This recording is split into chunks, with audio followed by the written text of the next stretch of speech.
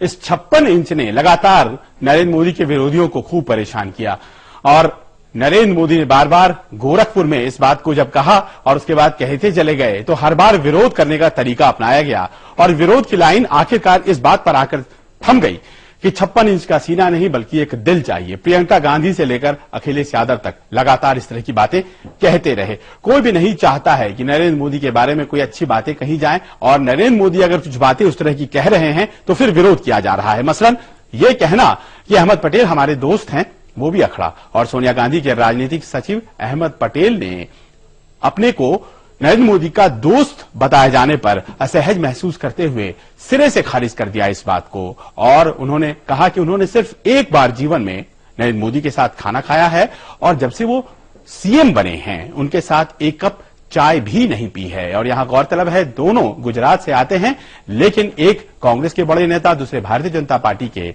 और ये कहना अहमद पटेल का कि हमारा उनके साथ कोई संबंध है ये सोचना भी अपने आप में गलत होगा। और व्यक्तिगत नहीं तो मेरी अच्छी दोस्ती रहनी चाहिए, मेरा मत है। बिल्कुल। और आप लोगों को मालूम नहीं है हम लोग उनको कभी अहमद भी नहीं कहते, बाबू भाई कहते हैं। ये बाहर मालूम नहीं है जी। हमारे लिए अहमद भाई बाबू भाई है लेकिन कैसे सार्वजनिक जीवन में जी उनको मान सम्मान देना चाहिए, उनके इलाके में देना चाहिए क्योंकि सार्वजनिक जीवन में मैं जब बोलता हूँ तो मैं वहाँ बाबू भाई बोलूंगा तो अच्छा नहीं लगेगा और मियाँ साहब कहना वो बहुत ही सम्मानीय शब्द है तो मैं सम्मानीय शब्द प्रयोग करता हूँ। और मोदी जी की अपनी पार्टी में अगर कोई दोस्त नहीं है तो मेरे दोस्त कैसे हो सकते हैं? और जो भी वो दावा कर रहे हैं कि वो मेरे घर खाना खाते थे मैं उनके घर खाना खाता, मेरा ख्याल से एक ही बार मुझे याद है, मेरे ख्याल से 80-80s होगा, exactly I don't remember which year but it's long ago, may be 20-24 years back. एक घर जब मेरे घर पे आए, जब वो जनरल सेक्रेटरी थे बीजेपी के, जरूर मैंने खाने के लिए ऑफर किया था। चलिए बात खारिज कर दी गई है इसीलिए बात अब आगे नहीं बढ़ानी है लेकिन कुछ बातें हैं जो लगातार बढ़ रही हैं आगे और विवादास्पद बयानों की जो श्रृंखला है उसने चुनाव आयोग को परेशान कर रखा है और इसीलिए चुनाव आयोग सक्रिय है और आज सक्रिय इसलिए क्योंकि अबू आजमी के एक विवादास्पद बयान ने विवाद खड़ा कर दिया है और कांग्रेस चली गई है चुनाव आयोग के पास शिकायत लेकर। अबू आजमी ने क्या कहा? उन्होंने कहा कि जो मुसलमान समाजवादी पार्टी को वोट नहीं देता उसका डीएनए टेस्ट कराना चाहिए, कहीं वो आरएसएस से तो नहीं है। समाजवादी पार्टी के खिलाफ अगर जो भी मुसलमान कम से कम समाजवादी पार्टी के खिलाफ बात करेगा उसका डीएनए टेस्ट करो, सच्चा आदमी के लिए सच्चा आदमी। क्या ऐसा सवाल होगी? डीएनए टेस्ट करो उसका, वो सच्चा हो ही नहीं सकता। मैं कहना चाहता हूं कभी कभी ये लगता है कि क्या जानबूझकर भी इस तरह के बात बोले जाते हैं क्योंकि जिस तरह की प्रतिक्रियाएं होनी चाहिए इस बयान के बाद वो हुई। अब प्रतिक्रियाओं को देखिए। क्या ऐसा तो नहीं है कि समाजवादी पार्टी मुजफ्फरनगर के उन मजलूमों का डीएनए कराना चाहती हो, जो लोग मारे गए उनके खानदानों का, जो लोग कैंपों में रहे 50,000 लोग, वो उन्होंने सबसे ज्यादा समाजवादी पार्टी के खिलाफ वोट दिया है। यदि वो नहीं देगा तो उसका डीएनए में मुसलमान नहीं है, वो और कुछ है। तो मैं तो कहता हूं कि 99% से भी ज्यादा मुस्लिम सभा को इस बेइज्जती की बदला लेना चाहिए और नरेंद्र मोदी को वोट देना चाहिए। अब इस बयान की शिकायत होनी थी और अबू आजमी के बयान के शिकायत को लेकर कांग्रेस पहुंच चुकी है चुनाव आयोग।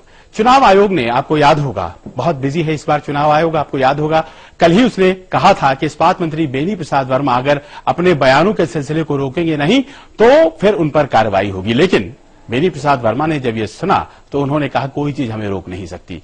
विवादास्पद बयान देना उनका जारी है। उन्होंने उत्तर प्रदेश के गोंडा में चुनाव आयोग को कार्रवाई करने की चुनौती दे दी और कहा कि वो मोदी के खिलाफ जो मन में आएगा बोलते रहेंगे। चाहे हमको बर्खास्त कर दो, चाहे हमको जेल में डाल दो, चाहे हमको फांसी दे दो, नरेंद्र मोदी तुम्हारी जो हरकतें हैं और ऐसा कोई लफ्ज नहीं सुनाई पड़ेगी फिर नोटिस मिल जाए, उन हरकतों का जवाब हम देते रहेंगे। चुनाव आयोग के पास जो तीसरी बात पहुंची है अब उसके बारे में आपको बताते हैं। समाजवादी पार्टी के खिलाफ मायावती ने भी चुनाव आयोग को खत लिखा है। शिकायत यह है कि उत्तर प्रदेश के मुख्यमंत्री ने जो लिखा है वो बातें कही है कि एक सभा में जिस तरह से संबोधित किया जाए मायावती को, उस बारे में जब मुलायम सिंह यादव कह रहे थे तो बहुत बेतुके तरीके से संबोधन उनका किया गया है और इससे उनकी जो मानसिकता है उसका अंदाजा होता है और इस कारण से उनकी शिकायत जो है वो चुनाव आयोग से लगाई गई है। लेकिन अखिलेश यादव मुख्यमंत्री उत्तर प्रदेश ने कहीं न कहीं बुआजी कर मायावती को खुश करने की कोशिश की। हालांकि तब तक बीएसपी की तरफ से शिकायत चुनाव आयोग पहुंच चुकी थी। हमने हमेशा बुलाया बुआ जी के नाम पर